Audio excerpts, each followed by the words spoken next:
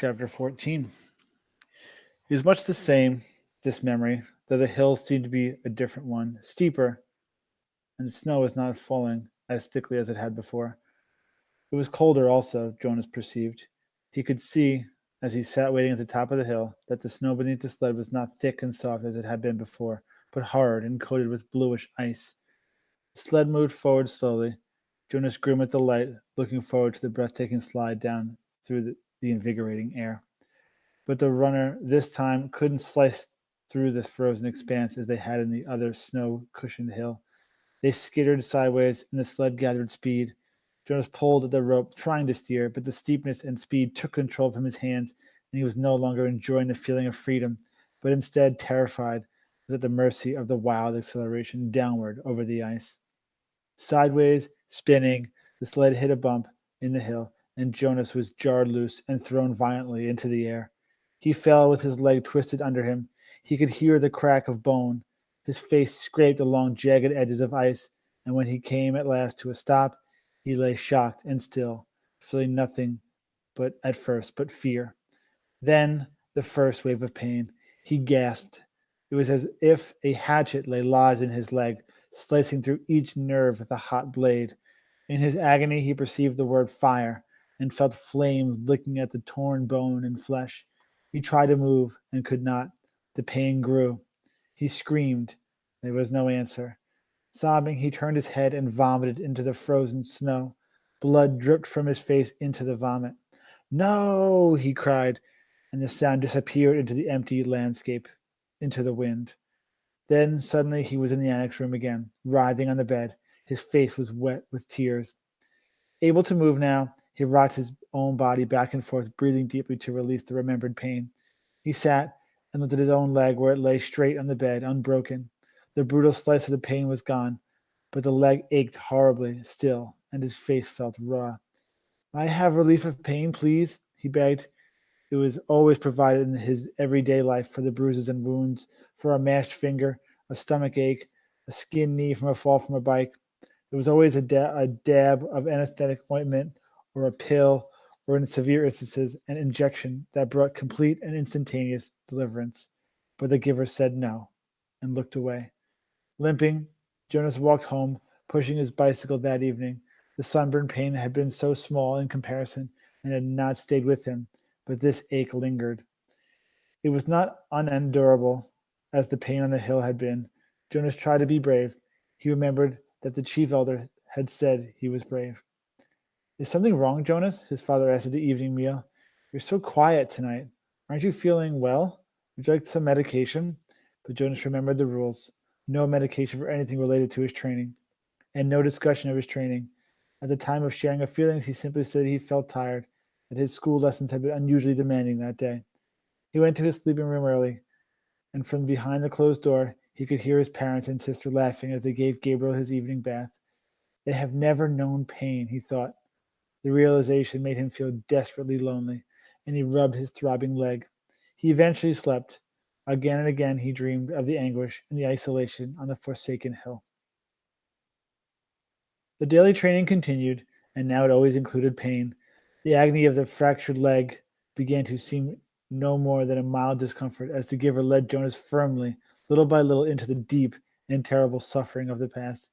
Each time, in his kindness, the giver ended the afternoon with a color-filled memory of pleasure, a brisk sail on a blue-green lake, a meadow dotted with yellow wildflowers, an orange sunset behind mountains. It was not enough to assuage the pain that Jonas was beginning now to know. "Why?" Jonas asked him after he had received the torturous memory in which he had been neglected and unfed. The hunger had caused excruciating spasms in his empty, distended stomach. He lay on the bed, aching. "Why do you and I have to hold these memories?" "It gives us wisdom," the giver replied. "Without wisdom, I could not fulfill my function of advising the committee of elders when they call upon me." "But what wisdom do you get from hunger?" Jonas groaned. His stomach still hurt, but the memory had ended. "Some years ago," the giver told him, "before your birth, a lot of citizens petitioned the committee of elders. They wanted to increase the rate of births. They wanted each birth mother to be assigned 4 births instead of 3, so the population could increase and there would be more laborers available." Jonas nodded, listening. "That makes sense." The idea was that certain family units could accommodate an additional child. Jonas nodded again. Mine could, he pointed out. We have Gabriel this year, and it's fun having a third child. The committee of elders sought my advice, the giver said. It made sense to them too, but it was a new idea, and they came to me for wisdom. And you used your memories? The giver said yes. And the strongest memory that came was hunger. It came from many generations back, centuries back. The population had gotten so big that hunger was everywhere, excruciating hunger and starvation, and it was followed by warfare. Warfare?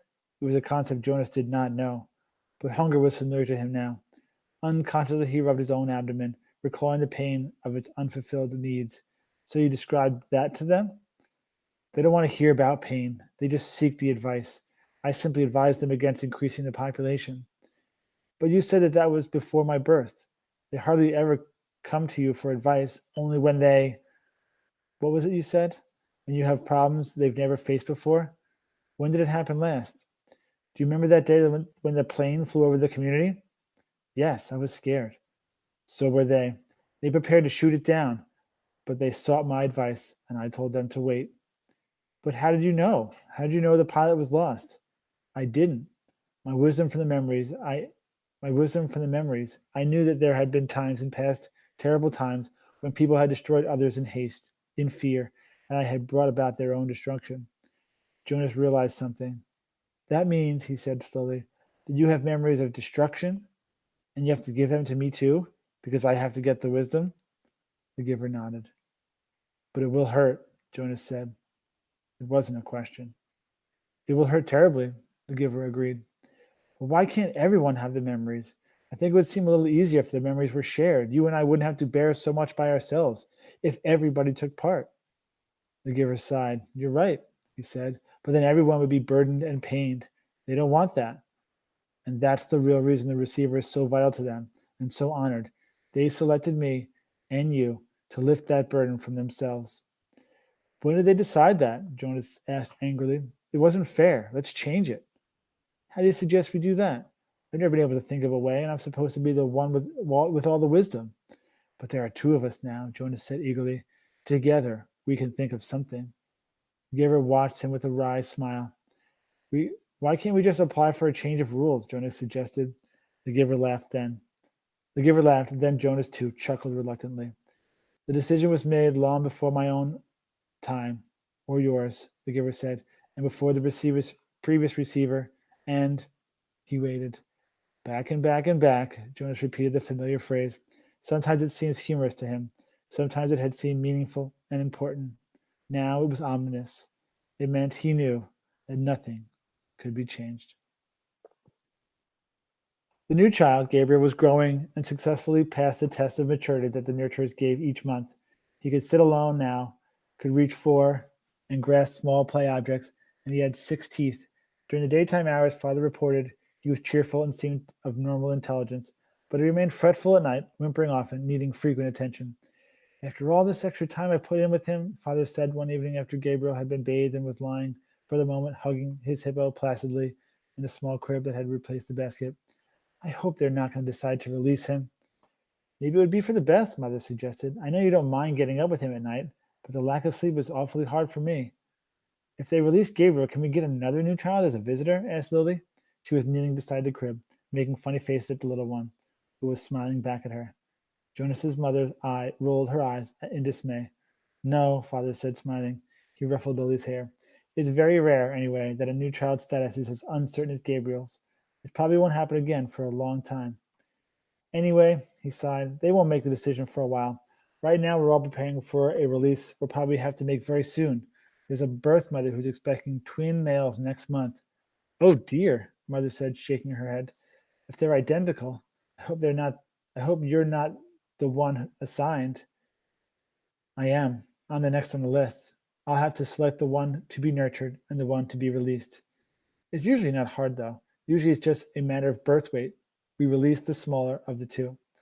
Jonas, listening, thought suddenly about the bridge and how standing there he had wondered what lay elsewhere. Was there someone there waiting who would receive the tiny released twin?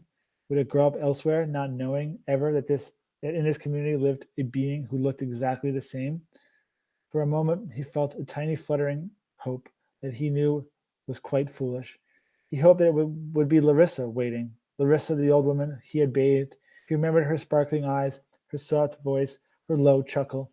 Fiona had told him recently that Larissa had been released at a wonderful ceremony. But he knew that the old were not given children to raise. Larissa's life elsewhere would be quiet and serene, as befit the old. She would not welcome the responsibility of nurturing a new child who needed feeding and care, and would likely cry at night. Mother, father, he said, the idea coming to him unexpectedly.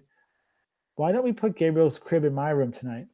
I know how to feed and comfort him, and it would let you and father get some sleep. Father looked doubtful. You sleep soundly, Jonas. What if his restlessness didn't wake you? It was Lily who answered that. If no one goes to attend Gabriel, she pointed out, he gets very loud. He'd wake all of us if Jonas slept through it. Father laughed. You're right, Lily Billy. All right, Jonas, let's try it. Just for tonight. I'll take the night off, and we'll let Mother get some sleep too. Gabriel slept soundly for the earliest part of the night. Jonas, in his bed, lay awake for a while. From time to time, he raised himself on one elbow, looking over the crib. The new child was on his stomach, his arms relaxed beside his head, his eyes closed, and his breathing regular and undisturbed. Finally, Jonas slept too. Then, as the middle hours of the night approached, the noise of Gabe's restlessness woke Jonas. The new child was turning under his cover, flailing his arms and beginning to whimper. Jonas rose and went to him. Gently, he patted Gabriel's back. Sometimes that was all it took to lull him back to sleep, but the new child still squirmed fretfully under his hand. Still patting rhythmically, Jonas began to remember the wonderful sail that the giver had given him not long before. A bright, breezy day on a clear, turquoise lake, and above him the white sail of a boat billowing as he moved along the brisk wind. He was not aware of giving the memory, but suddenly he realized that it was becoming dimmer, and it was sliding through his hand into the being of the new child. Gabriel became quiet. Startled, Jonas pulled back what was left of the memory with a burst of will. He removed his hand from a little back and stood quietly beside the crib. To himself, he called the memory of the sail forward again. It was still there, but the sky was less blue, the gentle motion of the boat slower, the water of the lake more murky and clouded. He kept it for a while, soothing his own nervousness at what had occurred, then let it go and returned to bed. Once more, toward dawn, the new child woke and cried out. Again, Jonas went to him. This time, he quite deliberately placed his hand firmly on Gabriel's back. He released the rest of the calming day on the lake. Again, Gabriel slept. But now Jonas lay awake thinking. He no longer had any more than a wisp of the memory, and he felt a small lack where it had been. He could ask the giver for another sail, he knew, a sail perhaps on ocean, next time, for Jonas had a memory of ocean now, and knew what it was. He knew that it was where sailboats were, that there were sailboats there too, in memories yet to be acquired. He wondered, though, if he should confess to the giver that he had given a memory away. He was not yet qualified to be a giver himself, nor had Gabriel been selected to be a receiver. That he had this power frightened him. He decided not to tell.